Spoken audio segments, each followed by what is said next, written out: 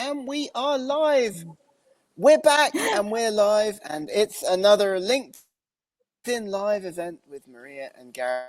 One, your data with Destiny. Maria, how are you doing? Everything going well? I'm well, and you? You're in a different place I'm now. okay, yes. My internet connection is not absolutely fantastic, so if I get cut off, you're going to be on your own, which is part of the fun of these live events. But tonight, today, this morning, this afternoon, we're talking about data in episode 12. I can't believe it. Episode 12 of How Do You Solve a Problem with Maria and Gareth. You're much more of a data expert than me, Maria, but this is an issue that researchers often face, presenting their data for publication, wouldn't you say? Yes, and I'm not a data expert at all. So the key to showcase your results is to guide your reader through them. You know what your findings are for some of the time, most of the time, it's quite obvious for you, but for your readers, they're not.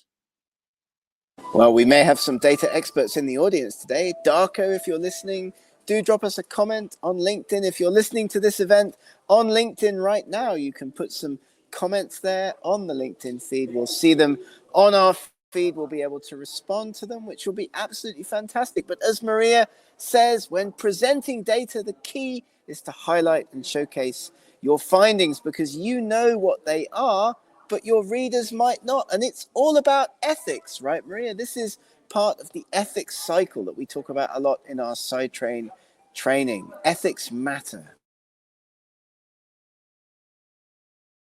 They do Oh, no. matter, and it's a lot to do with how you present your data. So you can manipulate graphs for them to look a little bit like what you want them to without them actually being wrong. But that's not what we're going to talk about here. We're going to talk about how sometimes you may not even know that you're doing that and you're presenting data that you're not confident in, that you're not talking about properly, and you're presenting it in all the wrong way so that people will not have the same outlook on it that you do. That's right. It's really important to have that sense of what your data means so that you can then transmit that to your audience. And we're going to talk about both that in our event, but also some of the common mistakes that researchers make when putting together data, presenting data, and putting data into data presentation formats like tables. But putting together your results section, often the first part of a research paper that you might write, it's all about the results, the facts, nothing but the facts, right, Maria? When you put your results section together, that's really, really important. Um, a lot of the people tend to start their interpretation of the results in the results, which you really shouldn't do, or talk about how you produce those results in the results, which you shouldn't do as well. Having a sentence just to say, using the method such and such, we showed that it's fine. Having a sentence just to say that this result highlights the finding that is also fine, but don't go on onto a big dive on why you chose that method or why you think that your results links in with the current literature in the results, because that's just a lot, and people will veer off what you're trying to steer them into with your results being ordered the way they are. We find that it's very useful to put your results together based on figures. And if you have figures from your research article, building your results section out by describing those figures is a great way to get started with writing a research article. And so in our statistics and data presentation webinars, we talk people through how to consider presenting data. And Maria will say a few things about this now, but your tables and charts, your diagrams should assist with the interpretation of the data. They should be representative. Right, Maria? So it's important to know what kind of things you're going to present in figures, in tables, in diagrams, in images, that in schematics. They all have their place, And most of the time, people don't know exactly how to fit the bits of data that they have into these formats. Tables should be representative of the data and should not obscure the meaning of the data. But how this information is used and the audience it's intended to will sometimes determine if you will present things, if you'll present your data in tables, figures, or schematics, because that is what people react to the most prevalently. Right, a picture's worth 1,000 words after all. If you can present your data in a pictorial format, that's far better than writing about it. But in terms of data collection and in terms of the kinds of variables that you'll be using as a researcher in your articles, this quick flowchart summarizes that: numerical versus categorical data. Numerical, of course, being either continuous or discrete, categorical being either regular categorical or ordinal. Any issues here, Maria? Anything that you'd add in terms of data presentation, types of variables? No, not really. Sometimes you just have in your figures, you have data point representations that you want to highlight, and that's perfectly acceptable. And figures that you need to put out there for people to interpret. But you always need to assist them in telling them exactly what you want them to get out from each figure. That's absolutely fantastic. And of course, we face lots of issues, and researchers always ask us questions about basic things about data presentation. And if Darko, if you're listening to this, do put some comments in the LinkedIn feed. We'd love to learn from your perspective, a real data scientist, part of our team at Sci-Train. He actually does the proper training on data collection, data analysis, and data science. But basically speaking, and Maria and I, we're, basic people, it's either going to be quantitative or qualitative, right, Maria, in terms of the data that we might collect and present in our articles? Yes, most of the time it's going to be either quantitative or qualitative. And when you're presenting qualitative data, what you can do is group that into themes, into formats, have some quotes, have some examples, have some examples of a movie, which is something that I heard from recently, that you can do research on film and have stills of the film. Not You have bad. We should favorites. get into that. Mhm. That's something we should definitely get into in our research in the future. But yeah, like qualitative data in the forms of numbers or counts, qualitative where you describe qualities of characteristics collected using surveys. And that's a big gap in researcher training, by the way. And so we're filling that at Sci-Train by providing qualitative support, or support on the collection and analysis of qualitative data for researchers. So that's where we are with that, Maria. So, a lot of the time, when you do present qualitative data, and when you have surveys, when you have people answering questions, you have frequencies, and you have the percentage of people that answered each question, and you can play around with that. So, a lot of the scientists that do qualitative research don't even realize that sometimes they also have quantitative data that they can analyze out of the things that the questions and the surveys that they've gathered, and that can be presented as well. And it's usually not a big part of what they're doing, but it is something that allows them to have a more structured approach onto the themes that they have chosen and to justify the themes they have chosen next. Absolutely. And we do also have lots of content, lots of information for researchers to help you build those summary tables. And these are often, again, the way to start putting data together when presenting data at the beginning of the write-up of the research presentation. So a data table, you can see one here. My friends in numbers listed by frequencies, relative frequencies, and percentages. That is a great way to start presenting and understanding what your data might mean when you start to analyze it later on in your results section. Maria? completely. And then you can do weird and wonderful things like correlations. Yeah, And what do once these mean?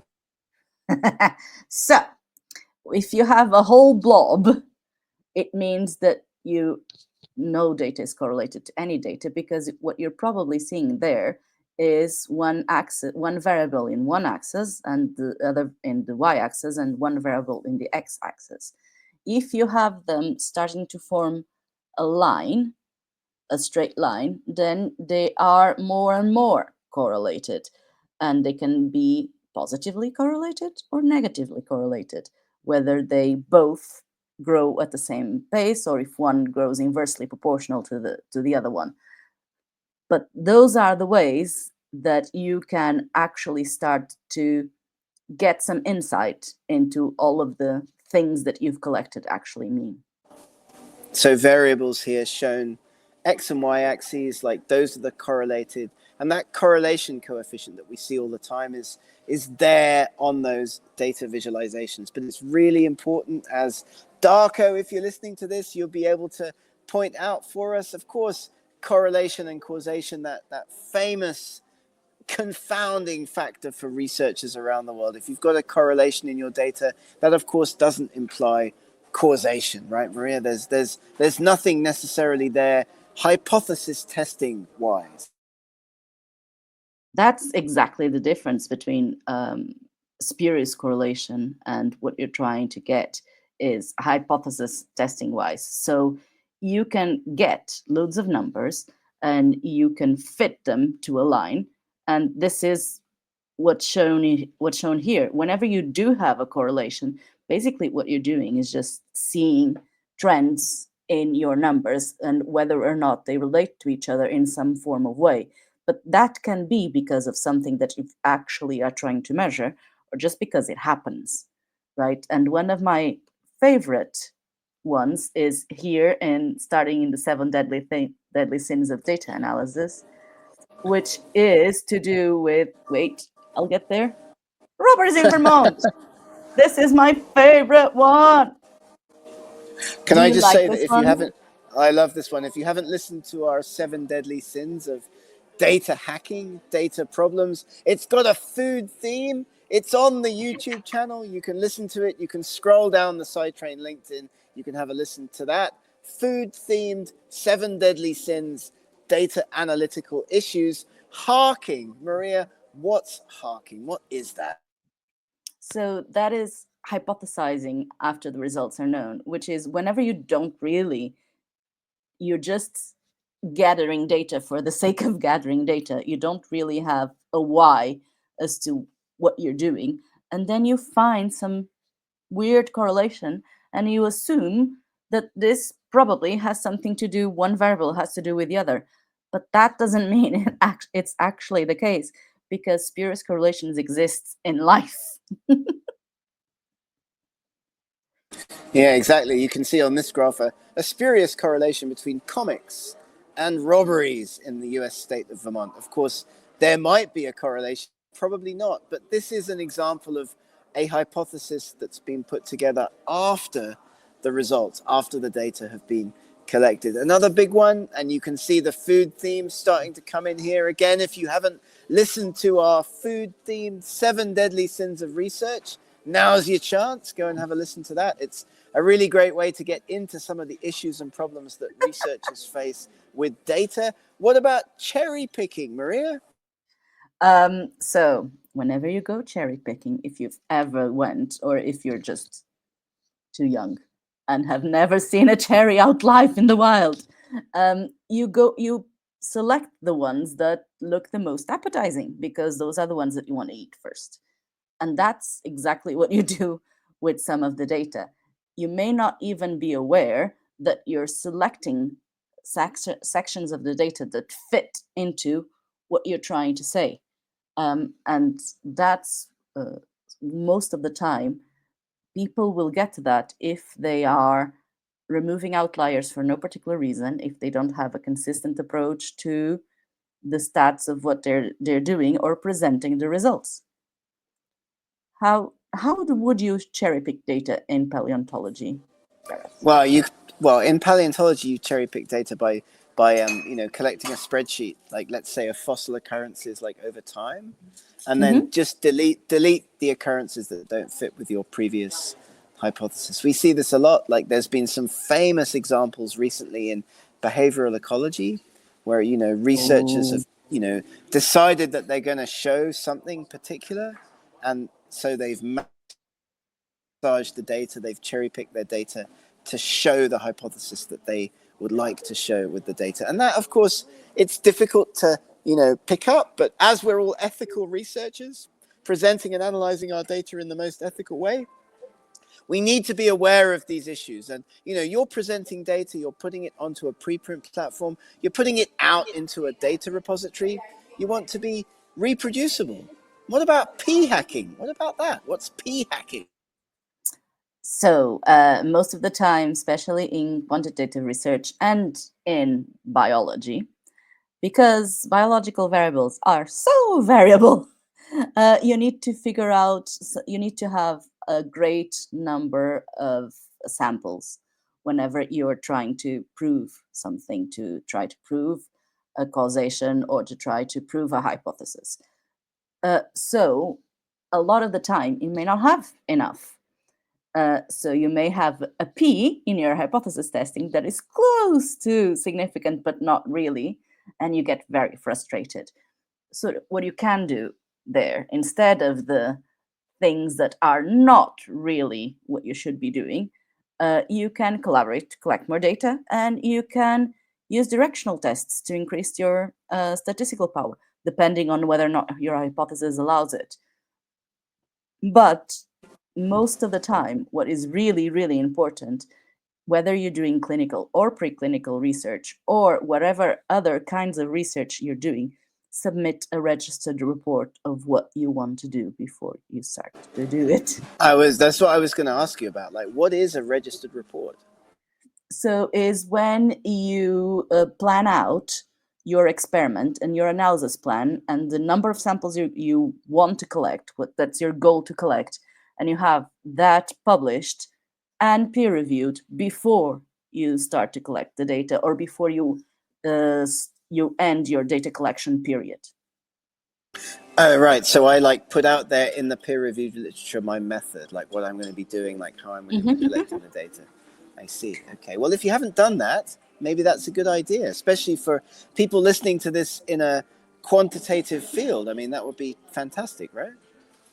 Yes, because that means that you will have a publication, a peer reviewed publication out there that has your idea of what you're going to do, that has the plan of what you're going to do. And if you try to submit your results to the paper that has accepted your registered report previously, you are probably more likely to have some sort of interest there. Not that it will be published immediately, but some sort of interest because people in the editorial board have already published your methodology, right? I see. Fantastic. Well, if you'd like to learn more about any of these issues, like get in touch. Like we're here to help. We do provide training in all of these areas. Another big issue in data presentation, in research presentation, also food themed, but in general, it's salami slicing. And this one is much more self-explanatory. Maria, what's this?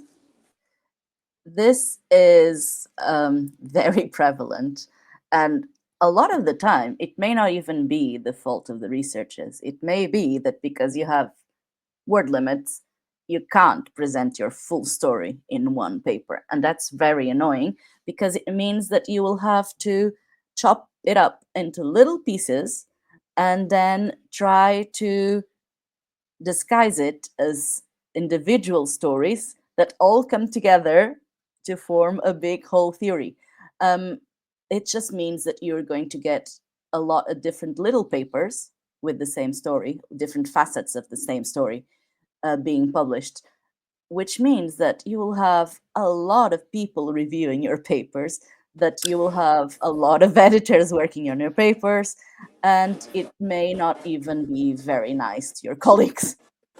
I used to know a guy who recommended this approach to his PhD students. He called them the least publishable units. And, you publish as many of these as you can.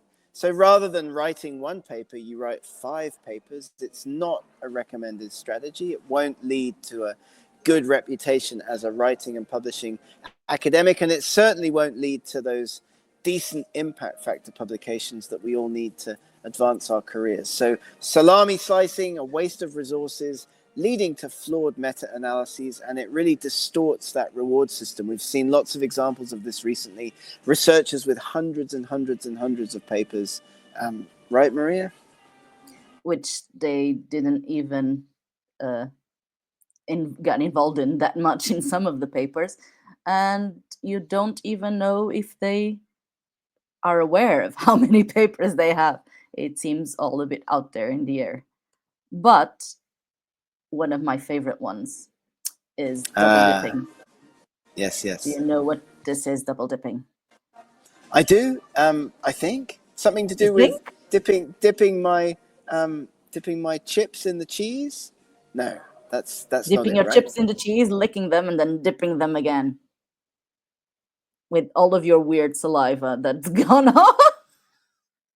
So this is really bad because you are kind of reusing your data and selectively analyzing it, which will give distorted statistics and invalid inferences. That is circular analysis, and it may be very well and good for people that are quite quite aware of what they're saying, quite convinced of what they're saying, but it ultimately can lead to apparent statistical significance that is just noise within your data. And I think we have lost Gareth. Gareth? Hello? We've lost Gareth! Oh no! So, what we can try to do from now is that the last bit of the really bad things that you could do is not to publish negative results. And this is a big one because the publishing system is geared towards positive results, which from this I mean that you are likely to publish more something that validates your hypothesis. You're back! I'm back. Yes, I got kicked out for saying the wrong things about data hacking and comparing them to cheese and chips and things like that. So.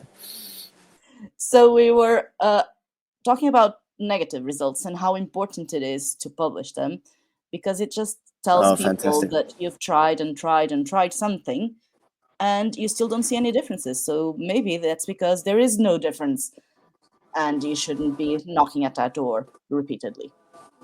It's a great way to put out helpful information to other researchers. And if you're looking for a place to publish negative results, well, a preprint platform is one great place to start, but there are several other journals that you can try, several other great places that you could look at. And we do encourage everybody to publish negative results. It's really important as a service to the research community. Maria? I was just in a conference recently, and the editor in chief of the BMJ, the British Medical Journal, did say that they are more than happy to publish negative results if the methodology is sound and if the research question is important. So that is basically what they tell their reviewers that they should focus on. That's great news. A great journal publishing negative results. So we're into like the second half of our presentation this afternoon, where we start to talk about things that you shouldn't do with your data. And one of the top things that you really shouldn't do with your data is mislead your audience. As you can see here, it's the same data presented using 2 different axes. On the top in black, you've got disk area. On the bottom in red, you've got disk radius. And it's quite misleading, the trends, because the red trend looks much more significant than the black one, right, Maria? Yes, it's all a matter of selecting how you're presenting your data. So here you may have collected data on the same parameter. The way the units that you're choosing to present them in heavily influence what you're going to think about the trends in your data. And this has a lot to do with standardized units the measurement system and what your subject specific field trends and patterns and guidelines, acceptable guidelines, tell you that you should present your data in. Yeah, it's really important not to mislead people with your data presentation. What's next up? It's Yeah, junk. junk. So you Great. see a lot of this. So being lots of data, because it's really impressive, being presented in 300,000 graphs and lines and whatever it is. And then you can't really pick out anything out of it because you don't know. You look at it and you don't know what you're supposed to look at. So if this is different series, like what it says there, then you should name those series, not just 1, 2, 3, 4, 5, 6, 7, because it's really annoying. Yeah, this is this is just a basic example of how you could present data in a better way. And this is something that researchers do need to think about. And again, we provide training in this. If you're interested in learning more, do get in touch with us at Sci-Train, Maria.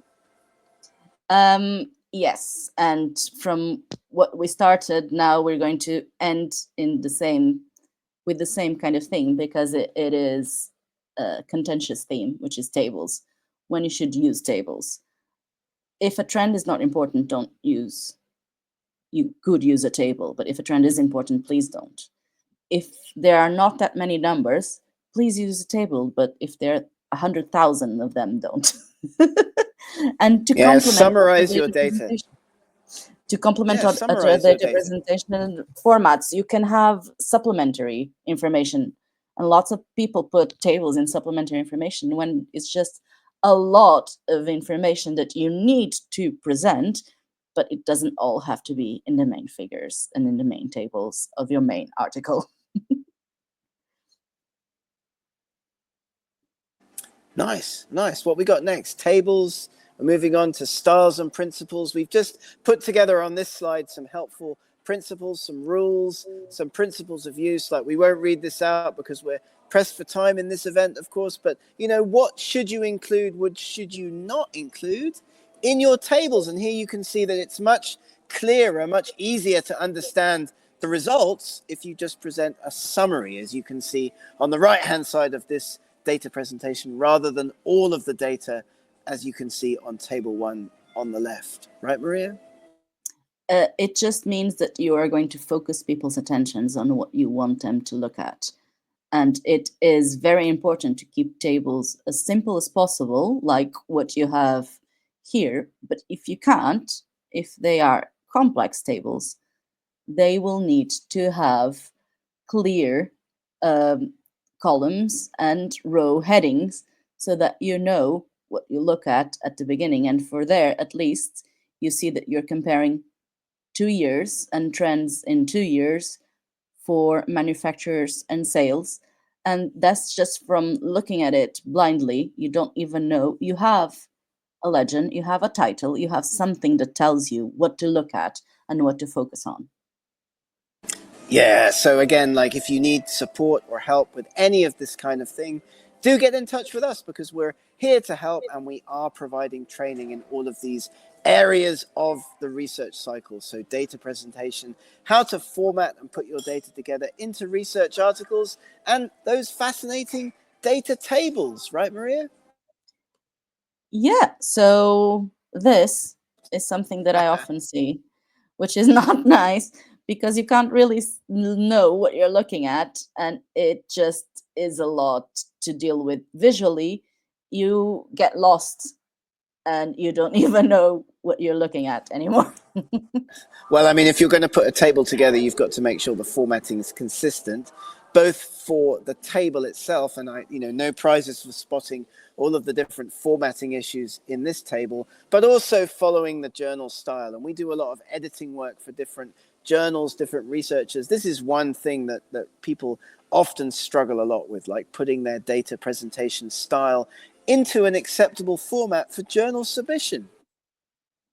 So it also, you also need to consider who is your audience, what you're presenting, and what you wish to show. If you're if you're comparing things in a table, just compare them across the direction of where you're reading.